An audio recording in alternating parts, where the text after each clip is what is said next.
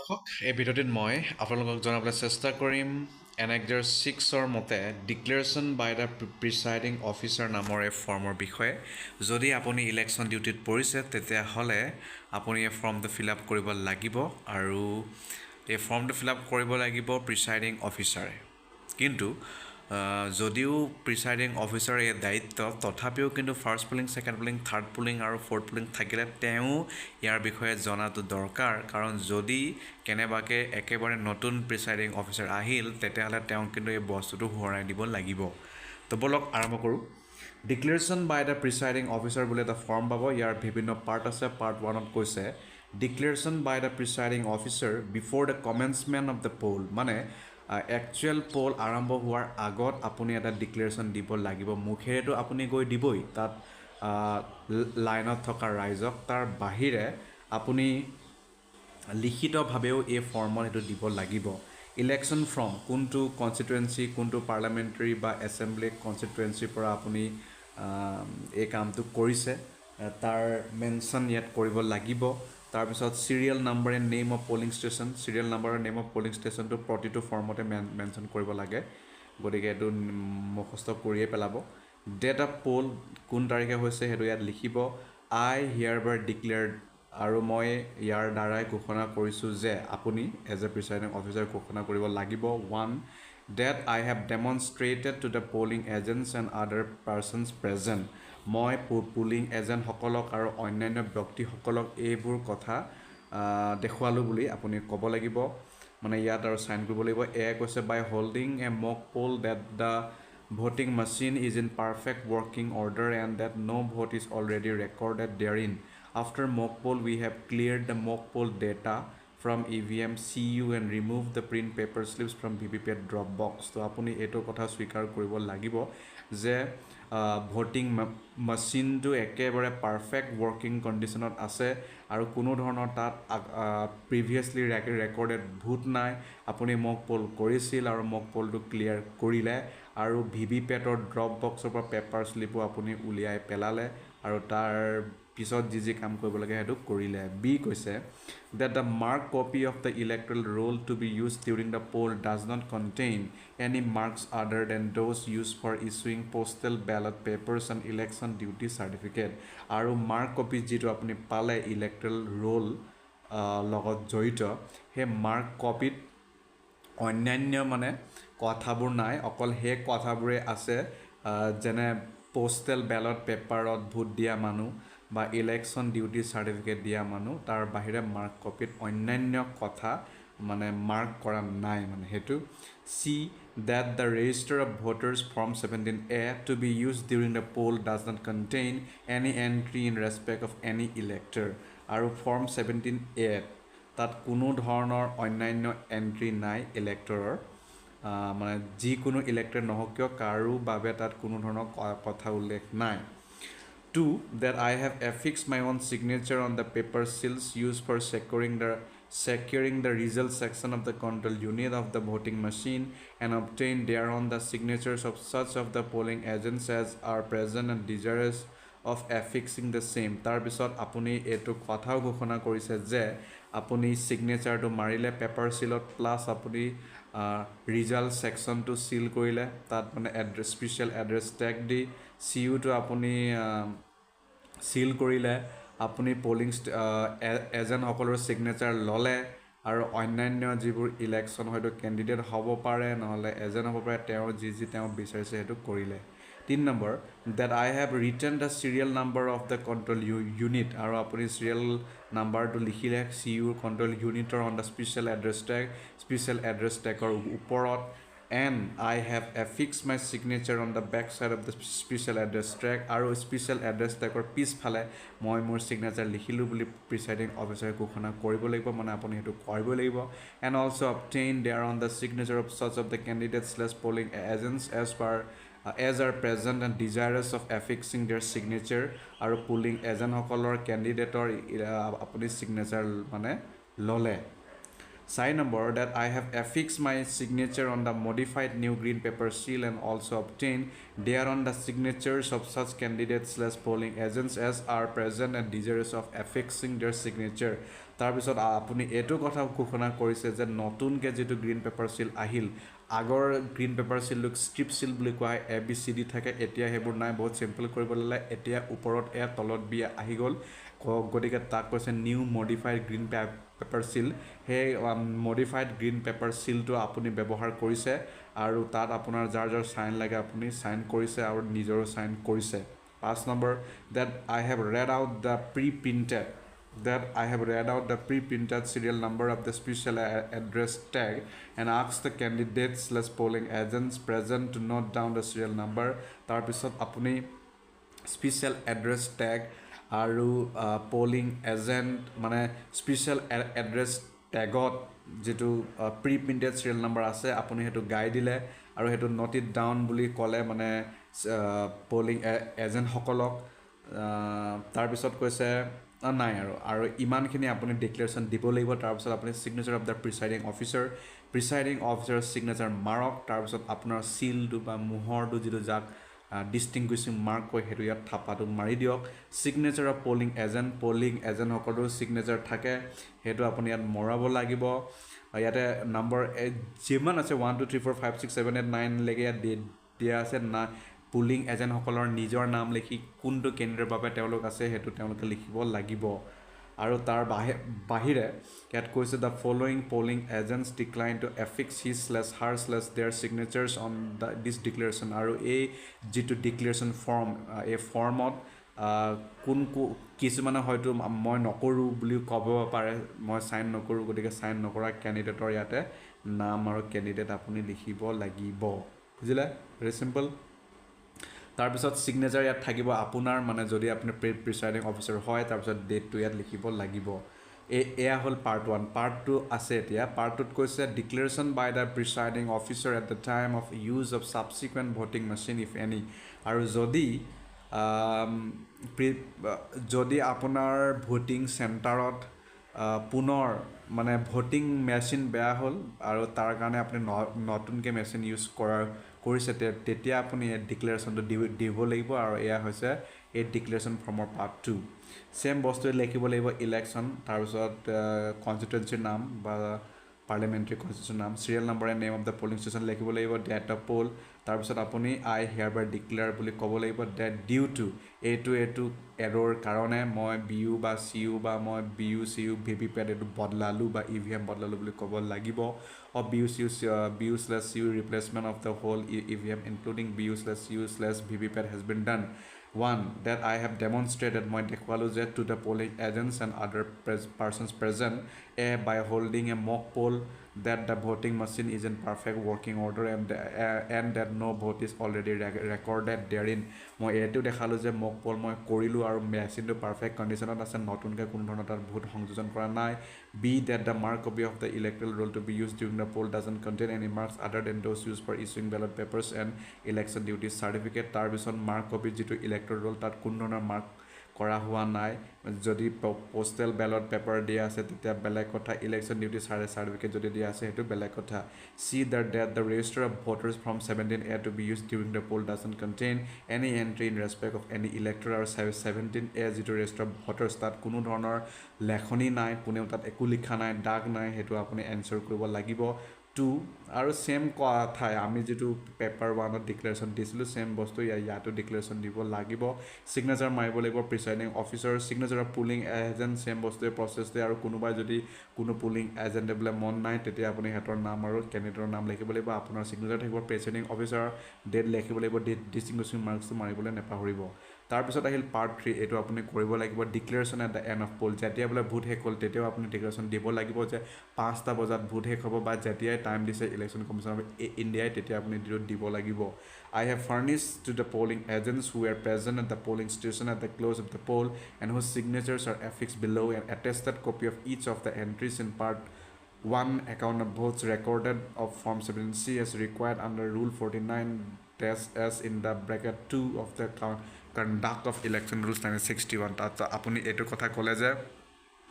মই ঘোষণা কৰিলোঁ পুল শেষ হ'ল তাৰপিছত মই ভোট শেষ হোৱাৰ পিছত পুলিং এজেণ্ট সকলক তেওঁলোকক মই 17C ফৰ্ম দিলোঁ প্ৰত্যেক পাৰ্টিৰে এজনক কেণ্ডিডেট লাগে নোটাক বাদ দিয়ে আৰু নোটাটো আৰু কোনো থাকিব তেওঁ নাই কোনো আৰু সকলোৰে চাইন কৰা হ'ল আৰু আপুনি সেইকেইটা কৰি ছিগনেচাৰ মাৰিব লাগিব প্ৰিচাইডিং অফিচাৰ চিল মাৰিব লাগিব ডেট এণ্ড টাইম লিখিব লাগিব receive and attested copy of the entries in the accounts of votes recorded part 1 of 17C তাৰপিছত ফৰ্ম 17Cৰ এটা কপি চব পাৰ্টিয়ে পালে সেই পুলিং এজেণ্টসকলে স্বীকাৰ কৰি তেওঁ ছিগনেচাৰ মাৰিব লাগিব অফ কেণ্ডিডেট বুলি লিখিব লাগিব যোনটো কেন্দ্ৰৰ কাৰণে তেওঁ হয় আৰু কিছুমানে হয়তো চাইন নকৰিব পাৰে the following polling agents who are present at the close of the poll decline to receive an attested copy যে আমাক এই ফৰ্ম 17C ফৰ্মটো নেলাগে বুলি ক'ব পাৰে কোনোবাই part 1 of form 17C and to give a receipt there for and so' an attested copy of that form was not supplied আৰু সেইকাৰণে দিয়া নহ'ল বুলি এইটো তেওঁলোকৰ ছিগনেচাৰ আৰু তেওঁলোকৰ চাইন ল'ব লাগিব ছিগনেচাৰ আপুনি নিজৰ মাৰক ডিষ্টিংগুইশ্যন চিল মাৰক ডেট এণ্ড টাইম লিখক তাৰপিছত আহিল part 4 declaration after the ceiling of the voting machine যেতিয়া বোলে ভোট হয় শেষ হৈ গ'ল ভোট শেষ হোৱাৰ পিছত মেচিনবোৰ পুনৰ চিল কৰিব লাগিব সেই চিল কৰা কাৰ্যও আপুনি ডিক্লেৰেশ্যন দিব লাগিব I have affixed my seals and I have allowed the polling agents who are present at the polling station at the close of the poll to affix their seals on the carrying cases of the control unit and balloting units of the voting machine. তো আপুনি ইয়াত কৈছে যে মই ceiling কৰিলোঁ pulling agent সকলো আছিল তাত মই চিল মাৰিলোঁ কেৰিং কেছত ভৰালোঁ যি কৰিব লাগে কৰিলোঁ আপুনি ইয়াত ছিগনেচাৰ মাৰিব আৰু আপোনাৰ ডিষ্টিংগুইশ্যন মাৰ্ক কৰিব ডেট আৰু টাইমটো লিখিব আৰু ইয়াত আপুনি এইটো লিখিব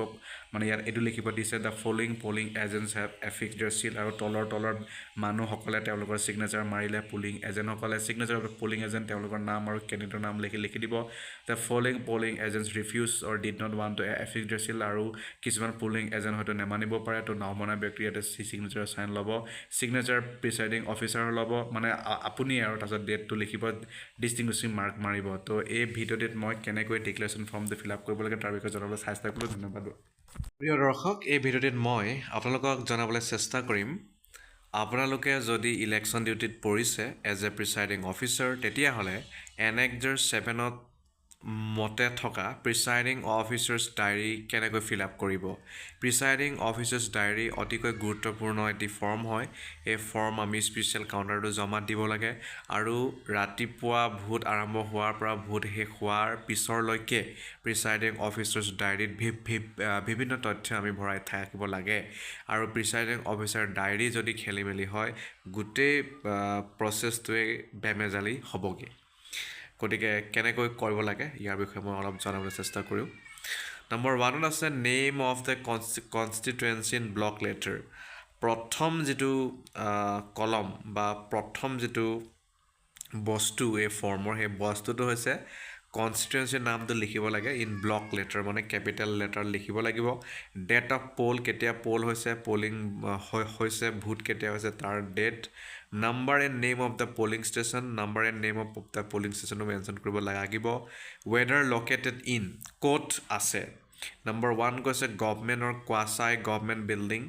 গভৰ্ণমেণ্ট নহ'লে কোৱাচাই গভৰ্ণমেণ্ট বিল্ডিঙত নেকি এইটো গভৰ্ণমেণ্টে থাকে বেছিভাগ 2 প্ৰাইভেট বিল্ডিং 3 টেম্পৰাৰী ষ্ট্ৰাকচাৰ নহ'লে টেম্পৰাৰী ষ্ট্ৰাকচাৰ নেকি নে প্ৰাইভেট বিল্ডিং এইটো যোনটো হয় তাত টিক মাৰিব 4 number number of polling officers recruited locally if any আপোনালোকে বা আপুনি পলিং অফিচাৰ নিযুক্তি কৰিছে নেকি নতুনকৈ তাত হয়তো আপোনাৰ টিমৰ কোনো এজন পলিং অফিচাৰ বেমাৰ হৈ যাব পাৰে তেতিয়া আপুনি তাতে থকা লোকেল মানুহ এজনক পলিং অফিচাৰ নিযুক্তি দিব পাৰে খালি তেওঁ ইলেকশ্যনৰ লগত জড়িত হ'ব নহ'ব মানে যেনে ৰাজনৈতিক নেতা লগত জড়িত ৰাজনীতিৰ লগত জড়িত তেওঁ হ'ব নহ'ব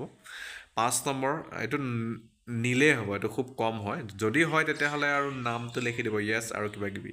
5 appointment of polling officer made in the absence of duly appointed polling officer if any and the reasons of such appointment যদি এপইণ্টমেণ্ট দিছে তেতিয়াহ'লে কিহৰ কাৰণে দিছে তাৰ বিষয়ে লিখিব লাগিব কি কাৰণত এই কাম কৰিব লগা হ'ল সেই কাৰণটো ইয়াতে মেনশ্যন কৰিব লাগিব 5 নম্বৰ 6 নম্বৰ কৈছে ইলেক্ট্ৰনিক ভোটিং মেচিন EVMৰ বিভিন্ন তথ্য ইয়াত বিচাৰিব নম্বৰ 1 কৈছে number of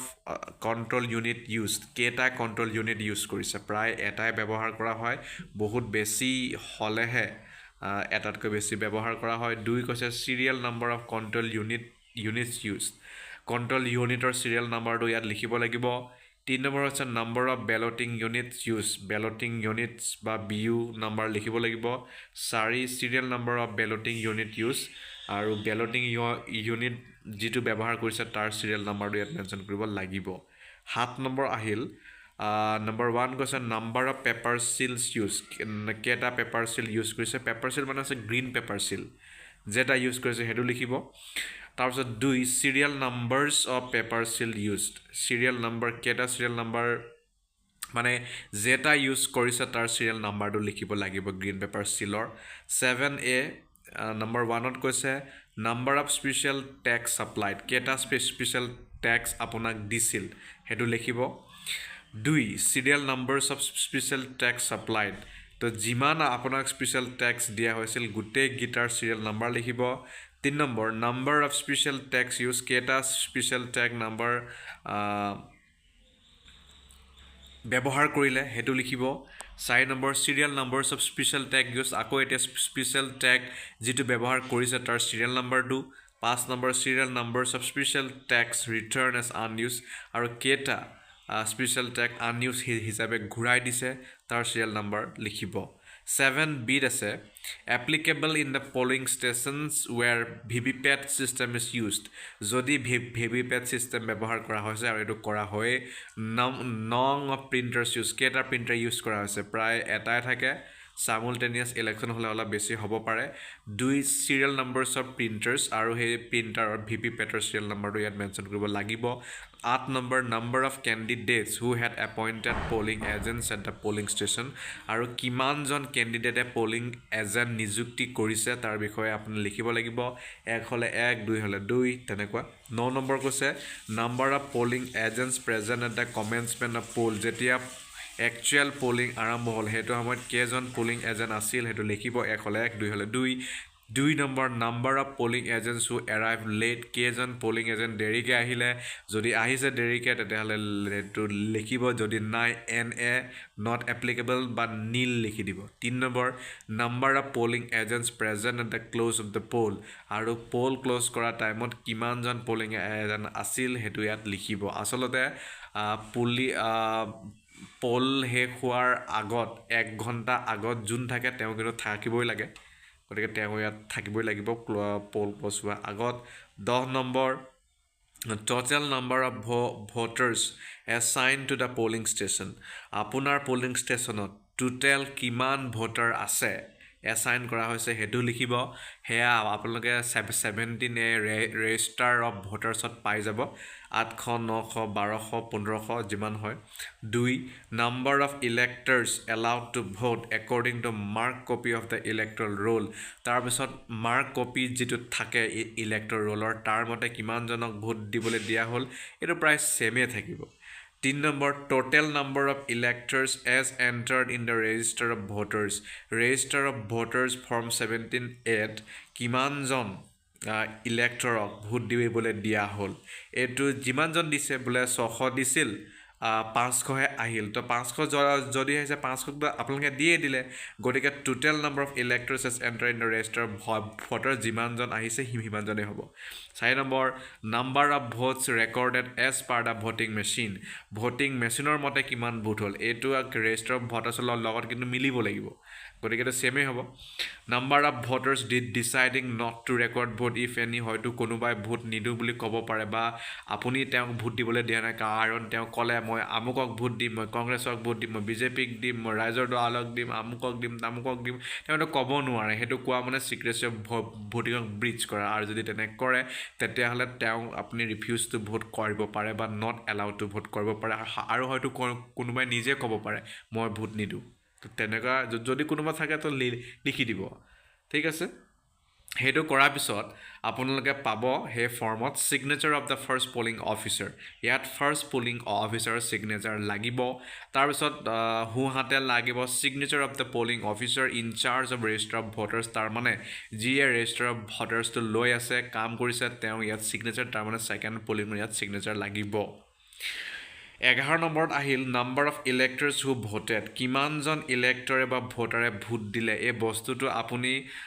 at the end of the পলহে গম পাব যে যেতিয়া মেচিনটো বন্ধ কৰি দিলে আৰু তেতিয়া গম পাব যে কিমান মেলে মানে ভোট দিলে কিমান ফিমেলে দিলে মেন উইমেন কিমান থাৰ্ড জেণ্ডাৰে দিলে টোটেল কিমানে দিলে এইটো ইয়াত লিখিব লাগিব 12 যদি চেলেঞ্জ ভোট আছে চেলেঞ্জ ভোটৰ বিষয়ে লিখিব লাগিব নাম্বাৰ এলাউড কিমান নম্বৰক দিয়া হ'ল নাম্বাৰ ৰিজেক্টেড কিমান নম্বৰক চেলেঞ্জ ভোট ৰিজেক্ট কৰা হ'ল এমাউণ্ট যদি ফৰফিটেড কৰিছে সেইটো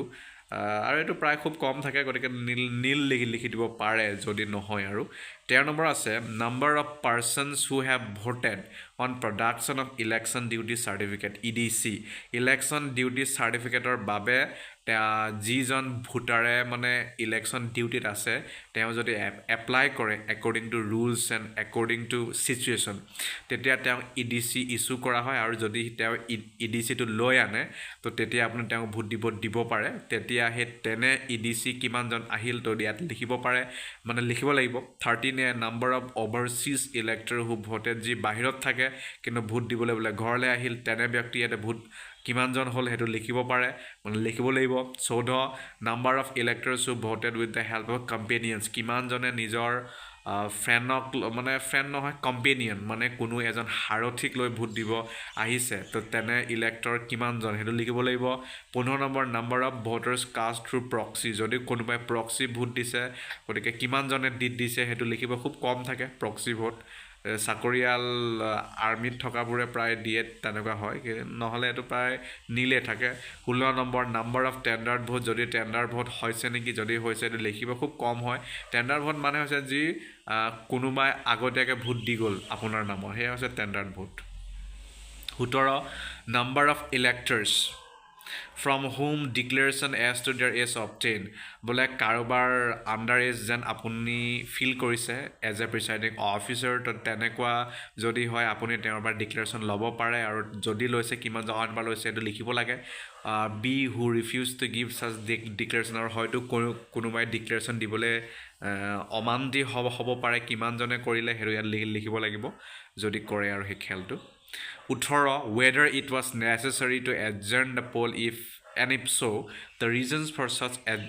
adjournment বোলে ভোট ৰখাবলগীয়া হ'ল নেকি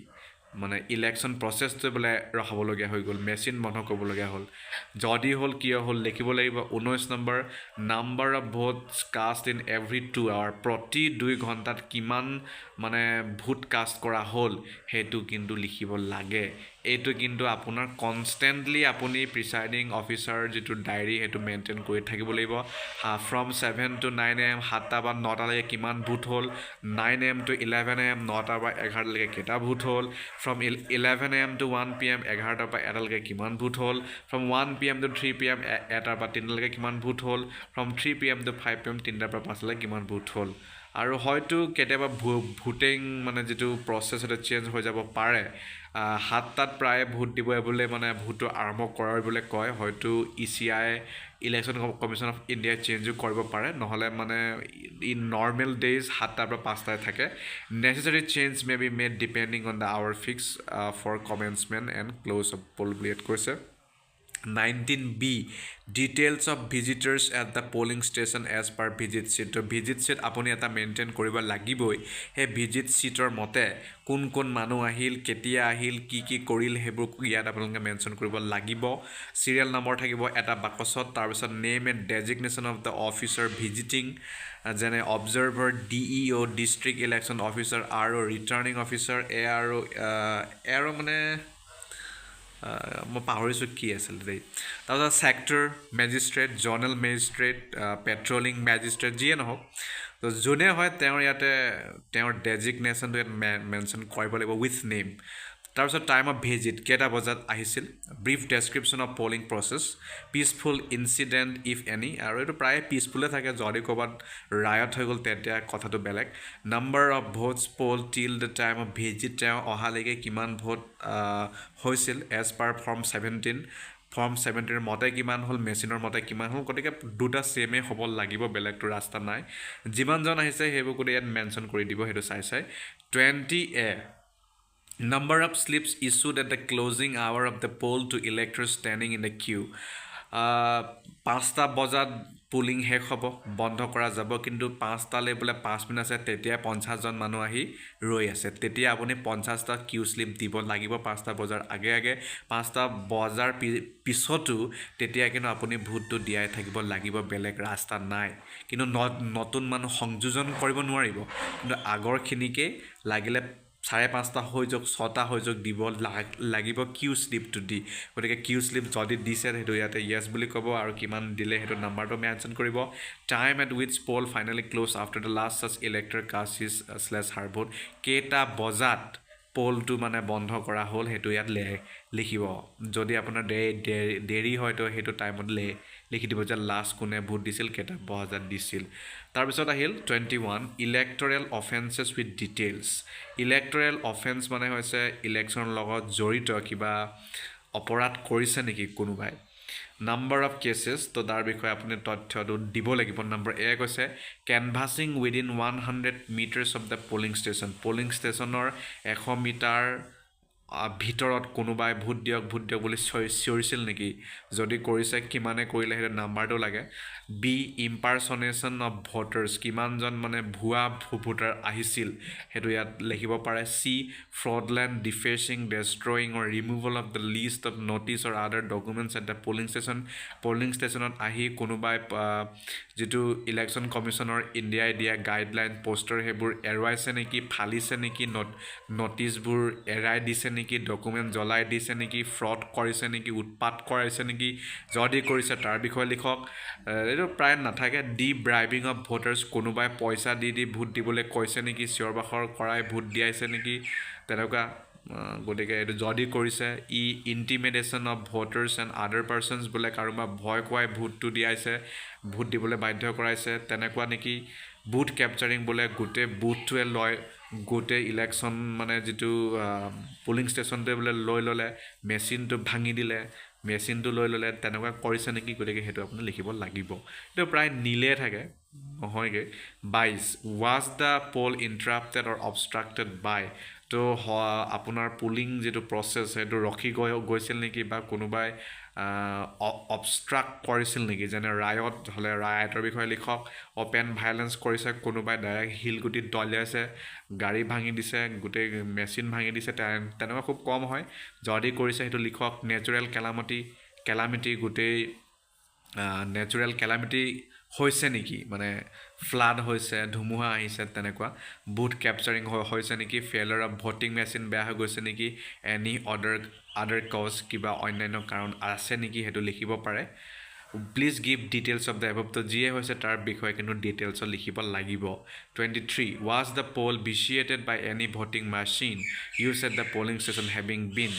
তো আপোনাৰ যিটো পলিং ষ্টেচনত মেচিনটো দিয়া হৈছিল সেইটো কোনোবাই unlawfully taken out of the custody of the presiding officer, presiding অফিচাৰৰ কথা নুশুনি কোনোবাই সেইটো চুৰ কৰি লৈ গ'ল নেকি, টানা আজোৰা কৰি লৈ গ'ল নেকি, দম দি লৈ গ'ল নেকি, মাৰপিট কৰি লৈ গ'ল নেকি, সেয়া হৈছে unlawfully taken out of the custody of the presiding officer, খুব কম হয়, নীলেই হ'ব। Be accidentally or intentionally lost or destroyed, হয়তো আপোনাৰ আনইণ্টেনশ্যনেলি কিবা হেৰাই গ'ল, ভাঙি গ'ল, এক্সিডেণ্টত পৰি গ'ল, তেনেকুৱা হ'ল নেকি। চি ডেমেজ হ'ল নেকি, বা টেম্পাৰ্ড উইথ, আৰু কোনোবাই হয়তো 10টা 20টা ভোট দিবলৈ চেষ্টা কৰিল নেকি, তেনেকুৱা আৰু এইবোৰ। প্লিজ গিভ ডিটেইলছ, গতিকে ডিটেইলছত দিয়ক আৰু তথ্য। 24 ছিৰিয়াছ কমপ্লেইনছ, কিবা ছিৰিয়াছ কমপ্লেইন আছে নেকি মেড বাই দ্য কেণ্ডিডেট, বা এজেনে কৈছে, কেণ্ডিডেটে কৈছে, যদি আছে কওক, লিখক। 25 number of cases of breach of law and order breach হৈছে নেকি তাত আপোনাৰ পলিং ষ্টেচনত, যদি হয় তেনেহ'লে কিমান হৈছে, কি কথা, গতিকে গোটেই পুংখানুপুংখ লিখক ইয়াত। 26 report of mistakes and irregularities committed if any at the polling stationer ভিতৰত বোলে খুব মিষ্টেক হৈছে ভুল হৈছে আৰু বিভিন্ন irregularities হৈছে তাৰ বিষয়ে লিখক যদি হৈছে নহলে এনে লিখক 27 whether the declaration have been made before the commencement of the poll vote আৰম্ভ হোৱা আগত এতিয়া ভোটটো গ্ৰহণ কৰা হ'ব বুলি আপুনি চিঞৰিলে নেকি জনালে নেকি ৰাইজক and if necessary যদি মানে প্ৰয়োজন হয় during the course of poll চলি থাকোনে কিবা কৈছিল নেকি when a new voting machine is used আৰু যেতিয়া নতুন voting machine ইউজ কৰা হৈছিল তেতিয়া কৈছে নেকি and at the end of the poll as necessary আৰু ভোট শেষ হোৱাৰ আগে আগে ক'লে নে নাই গতিকে এইবোৰ আপুনি লিখিব লাগিব প্লেস জেগাটোৰ নাম লিখক ডেট লিখক প্ৰিসাইডিং অফিচাৰ ইয়াত আপোনাৰ সিগনেচাৰ থাকিব প্লাস আপোনাৰ মোহৰ যেটো সিলটো বা মানে ডিস্টিংগুইশিং মাৰ্ক মাৰক আৰু এই ডায়েৰীটো this diary should be forwarded to the returning officer with the voting machine visit sheet and other seal paper গতিকে আপুনি আৰু কিটো পঠাব লাগে আৰু প্ৰায় এইটো স্পেচিয়েল কাউণ্টাৰ বিচাৰে দুটা দিয়ে দুটাই বিচাৰে গতিকে তেনেকৈ সাবমিট কৰি দিব ইয়াত মই আপোনালোকক জনাবলৈ চেষ্টা কৰিলো যে কেনেকৈ প্ৰিসাইডিং অফিচাৰ ডায়েৰীটো আমি ফিল আপ কৰিব লাগে কাৰণ এই প্ৰিসাইডিং অফিচাৰ ডায়েৰীতে সকলো তথ্যবোৰ উপলব্ধ হৈ থাকে ধন্যবাদ প্ৰিয় দৰ্শক এই ভিডিঅ'টিত মই আপোনালোকক জনাবলৈ চেষ্টা কৰিম প্ৰিসাইডিং অফিচাৰ্ছ ৰিপৰ্ট বা মক পল চাৰ্টিফিকেটৰ বিষয়ে যদি আপুনি প্ৰিসাইডিং অফিচাৰ হিচাপে নিযুক্তি লাভ কৰিছে ইলেকশ্যন ডিউটিত তেতিয়াহ'লে এই প্ৰিসাইডিং অফিচাৰ ৰিপৰ্টৰ ফৰ্মটো কেনেকৈ ফিল আপ কৰিব তাৰ বিষয়ে মই জনাবলৈ চেষ্টা কৰিম প্ৰিসাইডিং অফিচাৰ্ছ ৰিপৰ্ট অতিকৈ গুৰুত্বপূৰ্ণ ৰিপৰ্ট হয় এই ৰিপৰ্টটো যদি আপুনি নিলিখে বা এই লিখাত যদি খেলিমেলি কৰে তেতিয়াহ'লে মেটেৰিয়েল সেলত যেতিয়া বস্তুবোৰ জমা দিব তেতিয়া তেওঁলোকে এইটো গ্ৰহণ নকৰে তো খুব সহজ হয় মই ইয়াৰ বিষয়ে মই জনাবলৈ চেষ্টা কৰিম পাৰ্ট 1ত আছে মক পল চাৰ্টিফিকেট মানে আপুনি যে মক পলটো কৰিলে তাৰ বিষয়ে ইয়াত পুংখানুপুংখকৈ ব্যাখ্যা কৰিব লাগিব নেম অফ ইলেকশ্যন বুলি থাকিব এটা অপশ্যন তাত ইলেকশ্যনৰ নামটো লিখিব লাগিব ইলেকশ্যন হেয়া LSC বা মানে লেজিসলেটিভ এছেম্বলি হ'ব পাৰে নহলে পাৰ্লামেণ্টাৰী ইলেকশ্যন হ'ব পাৰে এমপিৰ বাবে হেয়া লিখিব লাগিব number and name of SC আৰু এই LSC নামটো লিখিব লাগিব নাম্বাৰ আৰু name number and name of PC পাৰ্লামেণ্টাৰী কনষ্টিটিউশ্যনৰ নাম আৰু নম্বৰ পোলিং ষ্টেচনৰ নাম নম্বৰ বুলি ইয়াত কৈছে conduct of mock poll and verification of mock poll data এনেকুৱা এটা বাকচ পাব চিৰিয়েল নম্বৰ পাব 1 2 3 4 5 6 7 8 9 10 বুলি থাকিব দ্বিতীয় বাকচত থাকিব নেম অফ কেণ্ডিডেট ইয়াৰ ভিতৰত নেম অফ কেণ্ডিডেটছ ইনক্লুডিং নটা টু বি প্ৰিণ্টেড নটাকো ইয়াত নেম অফ কেণ্ডিডেটৰ ভিতৰত ভৰোৱা যাব আৰু কাউণ্ট কৰা হ'ব তাৰপিছত number of votes cast during the mock poll তৃতীয় বাকচটোত আছে number of votes cast during the mock পলৰ টাইমত কাক কিমানকৈ ভোট দিয়া হ'ল হেয়া 4 নম্বৰ বাকচটোত number of votes displayed in CU checking the result 4 number বাকচটোত আছে যে আপোনালোকে যেটো ভোট দিছিলে প্ৰতিটো কেণ্ডিডেটক হেতু CUৰ লগত মিলিছেনে নাই হেতু number of VVPAT printed paper slips against candidate তাৰপিছতে ভিভিপেটত যিসকল কেণ্ডিডেটৰ বাবে আপোনালোকে ভোট দিছিল সেইমতে পেপাৰ স্লিপটো ওলাইছেনে নাই তাৰপিছত 6 নম্বৰ বাকচটোত আছে result displayed in CU and printed paper slips count tallied with each other yes নো তাৰপিছত যেটো ৰিজাল্ট ওলাইছে CUত আপোনালোকে যেটো মক পল কৰোঁতে যেটো ভোট দিছিলে হেতু পেপাৰ স্লিপ কাউণ্টৰ লগত মিলিছে না নাই হেতু লিখিবলৈ কয় এটো এনেও মিলিবই লাগিব য়েছ হ'ব signature of polling agents with party abbreviation independent তাৰপিছত পোলিং এজেন্ট সকলৰ লাষ্ট যেটো বাকচ তাত তেওঁলোকৰ সিগনেচাৰ প্লাস তেওঁলোকৰ পাৰ্টিৰ নাম শৰ্টত লিখিব লাগিব যেনে যদি ইণ্ডিপেণ্ডেণ্ট হয় IN লিখিব পাৰে BJP হলে BJ শৰ্টে হৈ আছে কংগ্ৰেছ হলে CNG তেনেকুৱা টাইপ আৰু যদি কমিউনিষ্ট পাৰ্টি হলে তেনেকুৱা বেলেগ আৰু সব তো মিনি এইটো কিন্তু সকলোৰ বাবে বেলেগ হ'ব কিমান ক্যান্ডিডেট হেয়া আপোনাৰ যি এলেকাত আপুনি ডিউটি পৰিছে হেতু ওপৰতে নিৰ্ভৰ কৰিব নোটাৰ বিষয়ে লিখিবলৈ কিন্তু নেপাহৰিব তাৰপিছত টোটেল ইয়াতে কৰিব লাগিব তাৰপিছত আকৌ বিট আছে clear button on the control unit has been press to clear mock poll data তাৰপিছত কণ্ট্ৰল ইউনিটৰ যিটো কণ্ট্ৰল ইউনিটত থকা যিটো ক্লিয়াৰ বাটন সেইটোত টিপিলে নাই কৈছে মক পল ডেটা শেষ হোৱাৰ পিছত এতিয়া য়েছ ন' টিপিব লাগিব মানে এইটো কৰিব লাগিব if yes then write the above sentence in ink আৰু যদি মানে কৰিলে তেতিয়াহ'লে ছেইম কথাটোকে ইয়াতে ৰিপিট কৰি দিব লাগে clear button on the control unit has been press to clear mock poll data বুলি ছেইম টু ছেইম ইয়াত লিখি দিব যেনেকৈ ইয়াত কোৱা হৈছে ইয়াত য়েছ বুলি টিক মাৰি দিব তাৰপিছত ইয়াত ছেইম টু ছেইম লিখিব চি আছে all paper slips taken out from V V PAT after mock poll তাৰপিছত কৈছে যে ভি ভি পেটৰ পৰা যিটো মক পল ৰিচিট তাত আছিল মানে শ্লিপছ সেইবোৰ মানে উঠোৱা হ'লনে য়েছ বুলি টিক মাৰিব D empty V V PAT shown to all polling agents তাৰপিছত পলিং এজেণ্টসকলক ভি ভি পেটত যে একো নাই সেইটো দেখালেনে সেইটো য়েছ হ'ব E before actual poll ensure that no' printed paper slip is in V V PAT drop box and shown to polling agents yes no' তাৰপিছত একচুৱেল পলৰ আগত কোনো ধৰণৰ যে শ্লিপ নাই ভি ভি পেট ড্ৰপ বক্সত সেয়া দেখালেনে নাই এইটো য়েছেই হ'ব তাৰপিছত F to total button on the control unit has been press to show' total vote 0 to polling agents yes no' total বাটনটো টিপিলে নাই চিউৰ যাতে আপুনি দেখাব পাৰে যে কোনো ধৰণৰ পল কৰা হোৱা নাই আগত সেইটো একেই হ'ব এইটো য়েছেই হ'ব যিত আছে mock poll V V PAT slip stamp with mock poll slip তাৰপিছত আপোনালোকক মক পল শ্লিপ পিছফালে মাৰিবলৈ মক পল শ্লিপ বুলি এটা ষ্টেম্প দিয়ে সেই ষ্টেম্পটো মাৰিলে নাই and seal in black envelope তাৰপিছত ব্লেক এনভলপটো চিলিং কৰিলে নাই and then seal with pink paper slip আৰু তাৰপিছতে পিংক পেপাৰ শ্লিপেৰে চিলিং কৰা হ'লে নাই কৰিবই লাগিব আপুনি গতিকে য়েছেই হ'ব H following witness mock poll and certify that mock votes tallied and that the mock votes erase from C U after mock poll তাৰপিছত মক পল চোৱাসকল মানে কোনে কোনে সেই মক পল প্ৰক্ৰিয়াত ইনভলভ হৈ আছিল তেওঁলোকৰ ছিগনেচাৰসমূহ আপুনি ল'ব লাগিব তাৰপিছত মক পল কৰাৰ পিছত মক পল যে উলিয়াই দিয়া গ'ল মানে ক্লিয়াৰ কৰা হ'ল তাৰ বিষয়ে আপুনি সেইটো চাইন কৰিব লাগিব পুলিং এজেণ্টসকলে থাকিব ইয়াত name of polling agent second বক্সত ফাৰ্ষ্ট বক্সত চিৰিয়েল নম্বৰ থাৰ্ডত নেম অফ পাৰ্টি ফ'ৰ্থত নেম অফ কেণ্ডিডেট ফিফথত ছিগনেচাৰ অফ পুলিং এজেণ্ট থাকিব তেনেকৈ যিমান পুলিং এজেণ্ট যিমান হ'ব সিমানটোৱে এইটো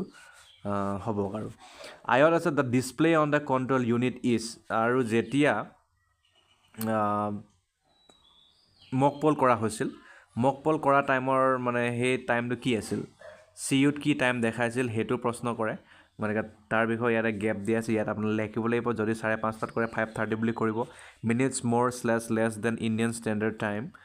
যিটো টাইম হয় আৰু সেইটো ছেম টু ছেম সেইটো ফটো মাৰি থ'ব সেইটো লিখি ল'ব signature of micro' observer if posted at the polling station আৰু যদি মাইক্ৰ' অবজাৰ্ভাৰক তাত পষ্টিং কৰা হৈছে তেওঁৰ ছিগনেচাৰ ল'ব নাপাহৰিব name and /signature of the presiding officer ইয়াত আপোনাৰ নাম আৰু ছিগনেচাৰ আপুনি লিখিব লাগিব তাৰপিছত ইয়াতে ডিষ্টিংগুৱেশ্যন মাৰ্কো মাৰিব লাগিব আই আছে it is here by certified date before commencement of actual poll total button of the control unit has been pressed in the presence of all polling officials to ensure that total vote is 0 tick the appropriate observation তাৰপিছত ইয়াত আৰু এটা কথা কৈছে যে আপুনি এয়া certify কৰিছে একচুৱেল পল আৰম্ভ হোৱা আগত আপুনি টোটেল বাটনটো টিপিছে টোটেল বাটনটো টিপাৰ পিছত কণ্ট্ৰল ইউনিটত টোটেল ভোট ইজ 0 বুলি দেখুৱাইছে control unit shown total vote 0 ইয়াত আপোনালোকে ক্লিক কৰিব কণ্ট্ৰল ইউনিট শ্ব'জ that total vote more than 0 আৰু যদি টোটেল ভোট মানে 0 নহয় ইয়াতকৈ বেছি আছে তাৰ মানে আপুনি মক পল ক্লিয়াৰ নাই কৰা means mock poll votes not clear hence clear the mock poll data তেতিয়াহ'লে আপুনি মক পল ডাটাটো ক্লিয়াৰ কৰক সিমানে তাৰপিছত ইয়াতো আপোনাৰ ছিগনেচাৰ অফ প্ৰিচাইডিং অফিচাৰ ইয়াতো আপোনাৰ ছিগনেচাৰ প্লাছ সেই চিলটো মাৰিব লাগিব ডিষ্টিংগুইশ্বিং মাৰ্ক তাৰপিছত following witness the above process and certified that mock votes erase from the control unit and mock poll V V PAT slips remove from the V V PAT before start of actual poll তাৰপিছত C ইউত থকা যিটো মক পলৰ record সেয়া clear কৰা হ'ল আৰু তাত উপস্থিত আছিল পলিং অফিচাৰসকল তেওঁলোকৰ ইয়াত চাইন আৰু ছিগনেচাৰ থাকিব লাগে মানে ইয়াত কৰিব লাগিব তাৰপিছত ভিভিপেটৰ শ্লিপসমূহ উলিয়াই দিয়া হ'ল চিউৰ পৰা মক পোল ৰেকৰ্ড ক্লিয়াৰ কৰা হ'ল সেই কথাষাৰ কৈছে before the actual poll serial number লিখিব এনেও প্ৰায় 3টা থাকিব নহ'লে 4টা থাকিব নেম অফ পলিং অফিচাৰ আৰু ছিগনেচাৰ ফাৰ্ষ্ট পলিঙৰ হ'ব second polling third polling fourth polling গতিকে ছিগনেচাৰ ইয়াত মাৰিব লাগিব এইটো হৈছে ফাৰ্ষ্ট পাৰ্ট ঠিক আছে পাৰ্ট 1 এইটো আটাইতকৈ ইম্পৰ্টেণ্ট হয় আৰু এই পাৰ্ট 1টো যদি আপুনি ছাকচেছফুলি কৰি আনে তেতিয়া আপোনাৰ কোনো ধৰণৰ প্ৰেমেজালি সৃষ্টি নহয় আৰু প্ৰিচাইডিং অফিচাৰ্ছ ৰিপৰ্ট পাৰ্ট 2 হৈছে পাৱাৰ পেক ৰিপ্লেচমেণ্ট ইন চিউ যদি পাৱাৰ পেকটো বেয়া হৈ গ'ল পাৱাৰ পেক বোলে বদলাবলগীয়া হ'ল পাৱাৰ পেক মানে হৈছে বেটাৰী চিউৰ বেটাৰী যদি বদলাবলগীয়া হ'ল মক পলৰ টাইমত বা একচুৱেল পলৰ টাইমত বা পল শেষ অৱস্থাত তেতিয়া আপুনি এই ফৰ্মটো ফিল আপ কৰিব লাগিব খুব কম হয় এয়া গতিকে যদি কৰে তেতিয়াহ'লে আৰু ইয়াত যি তথ্যটো খুজিছে সেই তথ্য ইয়াত লিখি দিলেই হ'ল গতিকে ইয়াৰ বিষয়ে বৰ বিশেষ চৰ্চা নকৰোঁ তাৰপিছত ইয়াতে আপোনাৰ ছিগনেচাৰ অফ প্ৰিচাইডিং অফিচাৰ আছে ছিগনেচাৰ অফ ছেক্টৰ অফিচাৰৰ কিন্তু ইয়াত ছিগনেচাৰ আছে যদি কেনেবাকৈ আৰু পাৱাৰ পেক ৰিপ্লেচমেণ্ট কৰে চিউত তেতিয়াহ'লে এইটো ছেক্টৰ আৰু প্ৰিচাইডিং দুজনৰ চাইন থাকিব মই এইটো গাই দিছোঁ নেম অফ ইলেকশ্যন লিখিব লাগিব number and name of AC/AS লিখিব লাগিব name and name of PC polling station number details of replacement of power pack of the control unit during mock poll/actual poll strike out which one is not applicable যোনটো applicable নহয় সেয়া কাটি পেলাব দিছে unique ID of control unit এইটো ভৰাব লাগিব reason for replacement of power pack to the control unit কিহৰ কাৰণে control unitor বেটাৰীটো চেঞ্জ কৰা হ'ল সেইটো লিখিব লাগিব unique ID of all address tag that was cut by the presiding officer to replace the power pack of the control unit তাৰপিছত unique ID যিটো পুৰণা যিটো প্ৰিচাইডিং অফিচাৰে চেঞ্জ কৰিলে সেই পুৰণা বেটাৰী তাৰ ইউনিক আইডিও কিন্তু লিখিব লাগিব আৰু সেইটো মুহূৰ্তত যেতিয়া বেটাৰীটো চেঞ্জ কৰা হৈছে তেতিয়া কোন এজেণ্ট আছিল তেওঁলোকৰ ছিগনেচাৰ নাম পাৰ্টি সকলো ইয়াত মেনশ্যন কৰিব লাগিব name of polling agent name of party name of candidate signature of polling agent repeat the above information in same format if multiple replacement happen কিন্তু যদি পুনৰ বোলে বেটাৰীটো চেঞ্জ কৰিবলগীয়া হ'ল ছেম বস্তুৱে আপুনি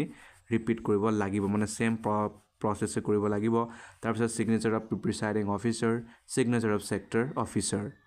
তাৰপিছত এতিয়া আহোঁ আমি প্ৰিচাইডিং অফিচাৰ্ছ ৰিপৰ্ট পাৰ্ট 3 হৈছে pressing of close button after completion of poll যেতিয়া পলটো শেষ হ'ল তেতিয়া আপুনি কণ্ট্ৰল ইউনিটৰ ক্ল'জ বাটনটো টিপিলে বুলি আপুনি এইটো লিখিব লাগিব ফৰ্ম ফিল আপ কৰিব লাগিব ইয়াতো একে নেম অফ ইলেকশ্যন লিখিব লাগিব number and name of AC/AS name and name of PC date of poll আৰু number and name of polling station এইটো লিখিব লাগিব it is certified that I have press the close button of the control unit at the end of the poll in the presence of the following তো আপুনি presiding officer এইটো certify কৰিব লাগিব যে আপুনি ক্ল'জ বাটনটো টিপিলে চিউৰ ভোট শেষ হোৱাৰ সময়ত ভোটটো শেষ হওঁতে চিৰিয়েল নম্বৰ থাকিব name and designation of the polling অফিচাৰসকলৰ নাম আৰু ডেজিগনেশ্যন থাকিব তাৰপিছত ছিগনেচাৰ তেওঁলোকেও মাৰিব লাগিব ইমানেই বুজিলে আৰু তাৰপিছত নেম অফ পলিং এজেণ্টসকলৰ নাম মেনশ্যন কৰিব লাগিব তেওঁলোকৰ চাইন লাগিব name of party independent party হ'লে পাৰ্টিৰ নাম নেম অফ কেণ্ডিডেটৰ নাম উল্লেখ কৰিব লাগিব কাৰ কাৰণে তেওঁলোকে এজেণ্ট হৈ ইয়াত আছে তাৰপিছত আকৌ ছিগনেচাৰ অফ প্ৰিচাইডিং অফিচাৰ আকৌ প্ৰিচাইডিং অফিচাৰ ইয়াতে ছিগনেচাৰ প্লাছ ডিজিগনেশ্যন মাৰ্ক মাৰিব লাগিব তাৰপিছত আহিল presiding officer report part 4 EVM VVPAT replacement কেনেবাকৈ বোলে EVM ৰিপ্লেচ কৰিবলগীয়া হ'ল EVM বুলি ক'লে সাধাৰণতে CU আৰু BU ধৰা হয় ভিভিপেটটো এক্সট্ৰাকৈ ধৰা হয় কাৰণ ভিভিপেটটো হৈছে এটা প্ৰিণ্টাৰ তাৰপিছত যদি এনে কাৰ্য হয় যে মক পলৰ টাইমত একচুৱেল পলৰ মক পলৰ টাইমত আৰু two B feel during mock পল বুলি কৈছে যদি মক পলৰ টাইমত ভিভিপেট বা EVM বদলাবলগীয়া হ'ল তেতিয়াহ'লে আপুনি এই ফৰ্মটো ফিল আপ কৰিব লাগিব যিটো প্ৰায় হৈ যায় নেম অফ ইলেকশ্যন লিখিব লাগিব আকৌ number and name of AC/AS number and name of PC polling station number লিখিব লাগিব details of electronic voting machine and VVPAT use কেইটা মানে ভিভিপেট ইউজ কৰিছিলে EVM কি ইউজ কৰিছিলে তাৰ বিষয়ে ইয়াত লিখিব লাগিব BU balloting unit CU control unit আৰু ভিভিপেট হৈছে voter verifiable paper audit trail serial number থাকিব এটা বাকচত ছেকেণ্ড বাকচত পাৰ্টিকুলাৰ্ছ যেনে unique I D of units given at the time of ডিছপাৰ্চেলৰ টাইমত ইউনিক আই ডি কি দিয়া আছিল গোটেই ইভিএমৰ বা গোটেই ভিভিপেটৰ ইয়াত বিউৰ কি দিয়া আছিল সেইটো লিখিব লাগিব চিউৰ কি দিয়া আছিল সেইটো লিখিব লাগিব ভিভিপেটৰ কি দিয়া আছিল সেইটো signature of sector officers in case of replacement আৰু যদি ৰিপ্লেচমেণ্ট কৰা হৈছে তেতিয়াহ'লে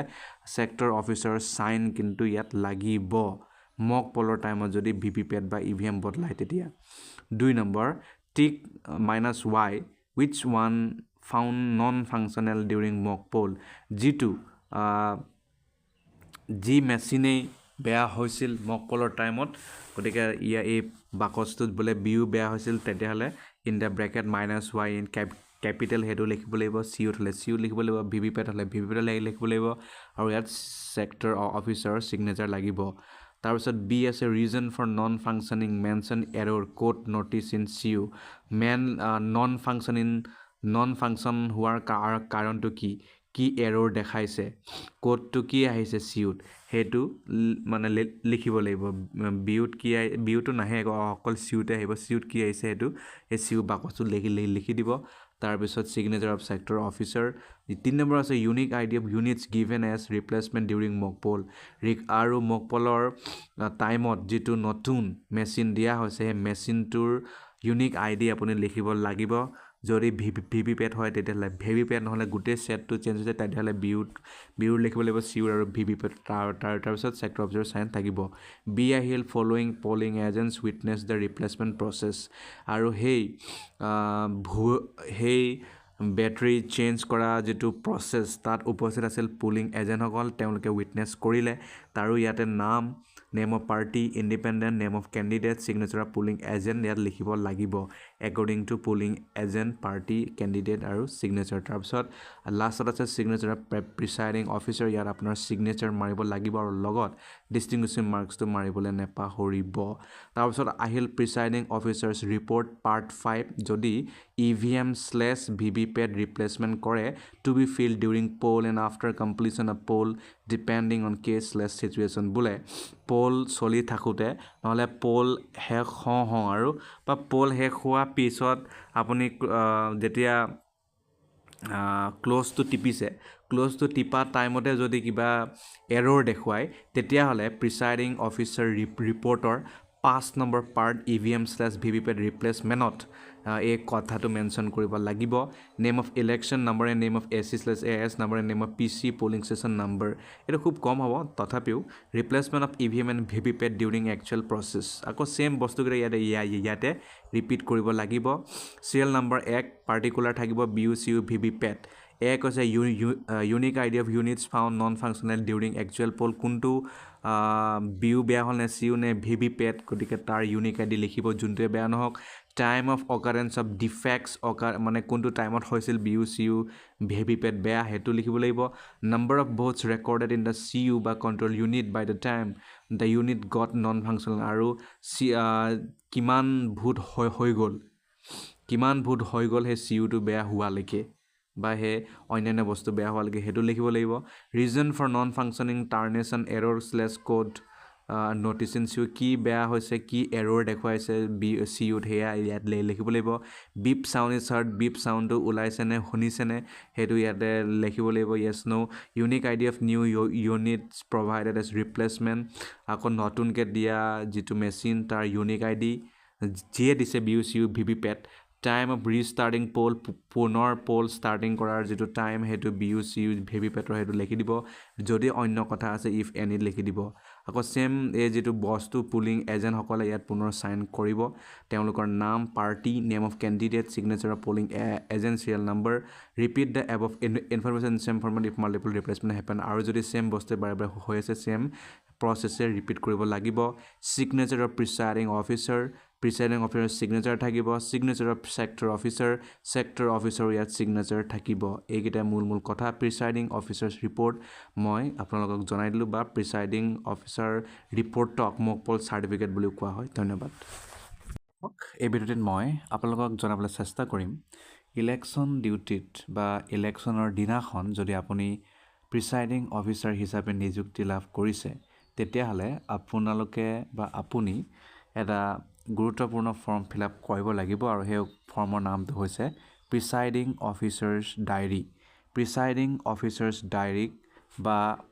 ডায়েৰী নহয় প্ৰিচাইডিং অফিচাৰ্ছ ৰিপৰ্ট প্ৰিয় দৰ্শক এই ভিডিঅ'টোত মই ইলেকশ্যন ডিউটিত ব্যৱহৃত হোৱা বা ব্যৱহৃত হ'ব পৰা কিছুমান ফৰ্মৰ কথা জনাবলৈ চেষ্টা কৰিম কিছুমান মই ইয়াত এটাই কৰিম সেয়া হৈছে Annexure 17 declaration under rule 49 MA এয়া হৈছে টেষ্ট ভোটৰ লগত জড়িত টেষ্ট ভোট গম পায় তথাপি মই এবাৰ অলপমান ৰিপিট কৰি দিছোঁ টেষ্ট ভোট হৈছে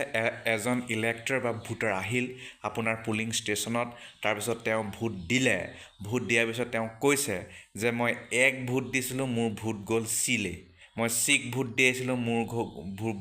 মোৰ ভোট গ'ল বিলে তেনেকুৱা যদি কোনো এজন বা তাতকৈ বেছি যদি কেণ্ডিডেটে এজনতকৈ কেতিয়াবা হ'ব পাৰে দুজন যদি বোলে তেওঁ কোৱা যিটো অভিযোগ তেওঁ যিটো অভিযোগ লগাইছিল সেয়া যদি প্ৰুফ নহ'ল তেতিয়া হয়তো আন এজনেও লগাব পাৰে তো তেনে ক্ষেত্ৰত আপুনি সেইটো টেষ্ট কৰিব পাৰে ঠিক আছে টেষ্ট কৰিলে আপুনি টেষ্ট কৰাৰ পিছত পুলিং এজেণ্ট আছে পুলিং অফিচাৰ আছে সকলো ব্যক্তি গৈ তাত পুনৰ এটা ভোট টেষ্ট কৰি চালে টেষ্ট কৰাৰ পিছত দেখিলে যে এওঁ কোৱা কথাটো মিছা তেওঁ নেমানিব পাৰে কিন্তু তেওঁ নেমানিলেও উপায় নাই কাৰণ সেইটোতো আৰু চবেই দেখিলে যে চব অ'কে আছে পুলিং এজেণ্টে অ'কে বুলি ক'লে কিন্তু তাৰ আগত তেওঁ এইটো কথা সেই ইলেক্টৰ বা ভোটাৰজনক জনাব লাগিব যে আপুনি যিটো কথা কৈছে সেইটো চিয়ৰ নে কাৰণ যদি আপুনি ভুল ওলায় তেতিয়াহ'লে আপোনাৰ ইমান টকা ফাইন হ'ব ইমান আপোনাৰ দিনলৈকে বা বছৰলৈকে জেল হ'ব সেইটো কিন্তু তেওঁক জনাব লাগিব তো তাৰ পিছতো তেওঁ বোলে নেমানে তেওঁ এডামেণ্ট যে নহয় মই কৰিমেই মই কোৱাটোৱে হয় ঠিক আছে তেনেকৈ ক'ব পাৰে তেতিয়া তাক টেষ্ট ভোট বুলি কোৱা হ'ব তেতিয়া এনেকুৱা এই Annexure 17 ফৰ্মটো আপুনি ফিল আপ কৰাব লাগিব তেওঁৰ দ্বাৰা declaration under rule 49 MA general হ'লে জেনেৰেল বাই ইলেকশ্যন হ'লে বাই ইলেকশ্যন টু কনষ্টিটুৱেঞ্চিৰ নাম চিৰিয়েল নাং and name of parliamentary assembly constituency সেইটো লিখিব লাগিব number and name of polling station লিখিব লাগিব তাৰপিছত তেওঁ এইটো স্বীকাৰ কৰিব লাগিব ইয়াত কৈছে যে form of declaration by elector to be filled before casting a test vote under rule 49 MA of conduct of elections rules 1961 তো তেওঁ এইটো কথাটো স্বীকাৰ কৰিব লাগিব যে তেওঁ এতিয়া টেষ্ট ভোট ল'বলৈ গৈ আছে 1961 চনৰ কণ্ডাক্ট অফ ইলেকশ্যন ৰুলছৰ মতে আণ্ডাৰ ৰুল 49 MA মতে তো ইয়াত কি লিখা আছে মই সেইটো পঢ়াই দিছোঁ number 1 I hereby solemnly declare and affirm under sub rule 1 of rule 49 MA of the conduct of elections rules 1961 that the paper slip generated by the printer attached to the balloting unit has shown the name and/or symbol of a candidate other than the candidate for whom I voted by pressing the concerned blue button against the name and symbol of the candidate of my choice on the balloting unit. I am ready to cast the test vote again to show that the allegation made by me is true and bona fide. তো ইয়াত এইটো কথা স্বীকাৰ কৰিব যে মই vote দিছিলোঁ সেই ভোটটোত এনেকুৱা ভুলকৈ ওলালে সেইকাৰণে মই টেষ্ট ভোট কৰিব ওলাইছোঁ মই কোৱাটোৱে শুদ্ধ 2 I am aware of the penal provisions of section 177 of the IPC that I shall be liable to be punished with imprisonment for a term which may extend to 6 months or with fine which may extend to 1,000 rupees or with both if the declaration given by me in para 1 above to the presiding officer appointed under section 26 of the RPX, 1951 is found to be incorrect. তাৰপিছত তেওঁ এইটো স্বীকাৰ কৰিব যে যদি মই কোৱাটো ভুল হয় তেতিয়াহ'লে যিটো নিয়ম আছে IPCৰ মতে মোৰ 6 মাহ জেল হ'ব পাৰে আৰু নহ'লে 1000 টকা ফাইন নহ'লে দুটাই হ'ব পাৰে তেনেকুৱা তেওঁ এইটো স্বীকাৰ কৰিব লাগিব তাৰপিছত তেওঁ ছিগনেচাৰ/থাম্ব ইমপ্ৰেছন ইয়াত দিব লাগিব নেম অফ দ্য ইলেক্টৰ লিখিব লাগিব father mother husband name part number of the electoral ৰোলৰ মতে যিটো পাৰ্ট নম্বৰ সেইটো serial number of elector in the part সেইটো লিখিব লাগিব serial number in rest of voters from 17 সেইটো তেওঁ লিখিব লাগিব ডেটটো লিখি certified date above declaration was made and subscribed by the elector above name before me বুলি প্ৰিচাইডিং অফিচাৰজনে ইয়াত ছিগনেচাৰ কৰিব লাগিব তাৰপিছত ডেটটো লিখি আৰু কাম চেছ আৰু ঠিক আছে এয়া হৈছে টেষ্ট ভোটৰ বিষয়ে মই জনাই দিলোঁ যদি টেষ্ট ভোট দিব লগা হয় যিটো খুব ৰেয়াৰেষ্ট অফ দ্য ৰেয়াৰেষ্ট খুব মানে কম হয় নহয় আপুনি যদি তেওঁ আগতীয়াকৈ এইবোৰ কথা জনাই দিয়ে যে এনেকুৱা কথা যদি আপুনি এইটো কৰে আপোনাৰ কিন্তু দিগদাৰ হ'ব যদি আপুনি ৰং মানে প্ৰুফ হয় তেনেকুৱা কথা আৰু ধন্যবাদ প্ৰিয় দৰ্শক এই ভিডিঅ'টিত মই আপোনালোকক জনাবলৈ চেষ্টা কৰিম এনেক্সাৰ 15 নামৰ ফৰ্মটোৰ বিষয়ে এনেক্সাৰ 15 ফৰ্মটো হৈছে form of declaration by elector about age যদি আপুনি হৈছে প্ৰিচাইডিং অফিচাৰ বা first polling second polling third বা ফ'ৰ্থ নহওক কিয় আপুনি দেখিলে যে এইজন ইলেক্টৰ বা ভোটাৰ তেওঁৰ কিন্তু 18 বছৰ হোৱা নাই তেতিয়া আপুনি প্ৰিচাইডিঙক জনালে প্ৰিচাইডিঙে তেতিয়া যদি তেওঁ মানে সেই কথাটোত একমত তেতিয়া তেওঁক সেই ভোটাৰ বা ইলেক্টৰজনক ক'ব যে আপোনাৰ বয়স আণ্ডাৰ এজ যেন লাগিছে গতিকে আপুনি এতিয়া এটা কথা কৰিব লাগিব মানে এটা কাম সেই কামটো হৈছে এটা ফৰ্ম ফিল আপ কৰক যে আপুনি আণ্ডাৰ এজ মানে ভোটাৰ নহয় গতিকে তেনে ক্ষেত্ৰত যদি সেই ফৰ্মটো ব্যৱহাৰ কৰে তেতিয়াহ'লে সেই ফৰ্মটো কেনেকৈ ফিল আপ কৰিব তাৰ বিষয়ে মই জনাম I hereby solemnly declare and affirm that my age was more than 18 years on the first date of তো তেওঁ ইয়াত ক'ব লাগিব যে মই এইটো একেবাৰে ঘোষণা কৰিছোঁ আৰু মই এইটো মানে স্বীকাৰ কৰিছোঁ যে মোৰ বয়স 18তকৈ বেছি হয় আমুক মাহৰ আমুক তাৰিখে বছৰটো ইয়াত লিখিব লাগিব that is the qualifying date with the reference to which the existing electoral roll of the constituency was prepared / revised তাৰপিছত এটা ইয়াত লাইন থাকিব যাৰ মানে হৈছে যে ইমানটো তাৰিখে বা এই সময়লৈকে এই ইলেক্টৰেল ৰোলটো বনোৱা হৈছিল আৰু তেতিয়ালৈকে মোৰ বয়স 18তকৈ বেছি I am aware of the penal provisions of Section 31 of the Representation of the People Act 1950 for making any false declaration in connection with the inclusion of any name in the electoral roll or the preparation / revision, or correction of the electoral roll. তাৰপিছত তেওঁ এইটো স্বীকাৰ কৰিব লাগিব যে panel provision section 31 যিটো representation of the people act 1950 হয় আৰু যদি মই কিবা ইয়াৰ মতে ভুল কৰিছোঁ তেতিয়াহ'লে মোৰ ওপৰত মানে কাৰাবাহী বুলি যে মোৰ ওপৰত মানে একশ্যন ল'ব পাৰে তাৰপিছত signature / thumb impression of the elector তেওঁ সেইটো ইয়াত ল'ব লাগিব ছিগনেচাৰ নহ'লে thumb impression father mother husband name part name of electoral roll সেয়া চিৰিয়েল নাম্বাৰ অফ ইলেক্টৰ সেইটো ইয়াত ভৰাব লাগিব ডেটটো ইয়াত লিখিব লাগিব তাৰপিছত প্ৰিচাইডিং অফিচাৰে তেওঁ ইয়াত থাকিব কাম তেওঁ I certified that the above declaration was made and subscribed by the elector above name before me বুলি ক'ব লাগিব signature of the presiding officer থাকিব number and name of polling station থাকিব ডেট থাকিব সিমানে আৰু ডিষ্টিংশ্যন মাৰ্কিংটো মাৰি দিব নাপাহৰিব তাৰপিছত এনেক্সাৰ 16ত আপুনি এটা ফৰ্ম পাব সেই ফৰ্ম থাকিব list related to under age elector কেইজন আণ্ডাৰ এজ ইলেক্টৰ আপোনাৰ ভোটিং ষ্টেচনত আহিল বা পুলিং ষ্টেচন আহিল তাৰ বিষয়ে তথ্য আপুনি এনেক্সাৰ 16 নামৰ ফৰ্মত ফিল আপ কৰিব লাগিব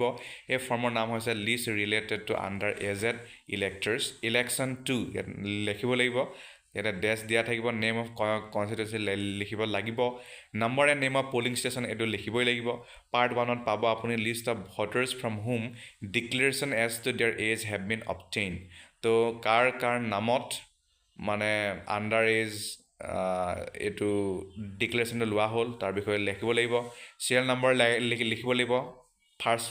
বাকচটোত ছেকেণ্ড বাকচটোত নেম অফ ইলেক্টৰ সেই ইলেক্টৰৰ নাম পাৰ্ট 3 মানে 3 নম্বৰ বাকচত part number and serial number and elector roll এইটো লিখিব লাগিব as age entered in electoral roll এইটো লিখিব লাগিব বয়স ইলেক্ট্ৰেল ৰোলৰ মতে বয়স কিমান আছে সেইটো লিখিব লাগিব as as assess by the presiding officer তাৰপিছত প্ৰিচাইডিং অফিচাৰে মানে যিটো অনুসন্ধান কৰি বয়সটো গম পালে সেইটো ইয়াত তেওঁ লিখিব লাগিব যিমান আছে যিমানজন ব্যক্তি পালে সিমানজনৰ চাৰিজন এজন নাথাকিলেও নাই আৰু এইবোৰ ফিল আপ কৰিব নালাগেই পাৰ্ট 2 আহিল list of electors who have refuse to make declarations as to their age তো কেতিয়াবা এনেকুৱা হ'ব পাৰে যে তেওঁ ক'ব যে নহয় মই 18 বছৰ হ'লোঁ মইহে ভালকৈ জানিম গতিকে আপুনি মোক জনাব নালাগে মোৰ বয়সৰ কথা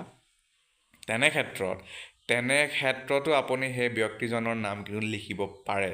হা সেইটো লিষ্ট পাৰ্ট 2 লিখিব লাগিব এই ফৰ্মতেই সংলগ্ন হৈ আছে list of electors who have refuse to make declarations as to their age যি মানে বয়সৰ ডিক্লেৰেশ্যনটো দিব নাই বিচৰা চিৰিয়েল নাম্বাৰ থাকিব ফাৰ্ষ্ট বক্সত ছেকেণ্ডত থাকিব নেম অফ ইলেক্টৰ থাৰ্ডত থাকিব পাৰ্ট নং এণ্ড চিৰিয়েল নং ইন ইলেক্ট্ৰেল ৰোল ফ'ৰ্থত থাকিব as S entered in electoral roll ফিফ্থত থাকিব এজ এছ বাই প্ৰিচাইডিং অফিচাৰ সিমানেই ডেট লিখিব লাগিব তাৰপিছত signature of the presiding officer থাকিব তেওঁক ইয়াত মানে সেই ডিষ্টিংগুইছিং মাৰ্কো ইয়াত থাকিব বুজি পালে এইকেইটাই মূল কথা মই এই ভিডিঅ'টিত এই কথাসমূহ জনাবলৈ চেষ্টা কৰিলোঁ আণ্ডাৰ এজ ভোটাৰ বিষয়ে ধন্যবাদ প্ৰিয় দৰ্শক এই ভিডিঅ'টিত মই আপোনালোকক জনাবলৈ চেষ্টা কৰিম ইলেকশ্যন ডিউটিত ব্যৱহৃত হোৱা কিছুমান ফৰ্মৰ বিষয়ে তাৰে ভিতৰত আছে এটা ফৰ্ম সেই ফৰ্মটো হৈছে annexure 14 form of declaration by elector whose name is in absentee shifted dead list S D list এই ফৰ্মটো হৈছে এছ ডি লিষ্টৰ লগত জড়িত আপুনি যিটো পুলিং ষ্টেচনত ডিউটি পৰিছে প্ৰিচাইডিং অফিচাৰ হওক ফাৰ্ষ্ট পুলিং হ'ব পাৰে ছেকেণ্ড হ'ব পাৰে থাৰ্ড নহওক কিয় ফ'ৰ্থ নহওক কিয় যদি আপুনি আপোনাৰ কাম কৰি থাকোঁতেই এজন ভোটাৰ আহে আৰু সেই ভোটাৰৰ নাম আপোনালোকে মানে আপুনি খুচৰি চাই গম পালে যে এই ব্যক্তিৰ নামে ভোটাৰ বা ইলেক্টৰৰ নামটো এছ ডি লিষ্টত আছে তেওঁ হয়তো এবচেণ্টি বুলি আছে নহ'লে চিফটেড বুলি আছে নহ'লে ডেড বুলি আছে নহ'লে মৃত্যু হোৱা বুলি আছে তেতিয়া আপুনি তেওঁক কেনেকৈ ভোট দিয়াব তেওঁতো ভোট দিম বুলি ক'বই ৰংলি এণ্ট্ৰি হৈ গ'ল বুলি যদি তেওঁ কয় তেতিয়া কি কৰিব তেতিয়া এটা ফৰ্ম পাব সেই ফৰ্মটো হৈছে এনেক্সাৰ 14 আৰু সেই ফৰ্মৰ নাম হৈছে form of declaration by elector whose name is in absentee shifted dead list যাক আমি শ্বৰ্ট ফৰ্মত এছ ডি লিষ্ট বুলি কওঁ সেই এছ ডি লিষ্টৰ ফৰ্ম ফিল আপটো কেনেকৈ কৰিব আপুনি মানে তেওঁক আপুনি এই ফৰ্মটো দিব লাগিব I hereby solemnly declare and affirm that I am the same person whose name appears at serial number বুলি এনেকুৱাকৈ লিখিব লাগিব 14 যিটো চিৰিয়েল নম্বৰ থাকে সেই চিৰিয়েল নম্বৰ ইয়াত লিখিব লাগিব অফ পাৰ্ট নং আৰু সেই পাৰ্টটো লিখিব লাগিব কিমান পাৰ্টত আছে of the existing electoral roll of the আৰু সেই জেগাৰ নাম মানে কোনটো কনষ্টিটুৱেঞ্চিৰ আণ্ডাৰত তেওঁ আছে LAC which was prepared যিটো প্ৰিপেয়াৰ্ড কৰা হৈছিল /ৰিভাইজ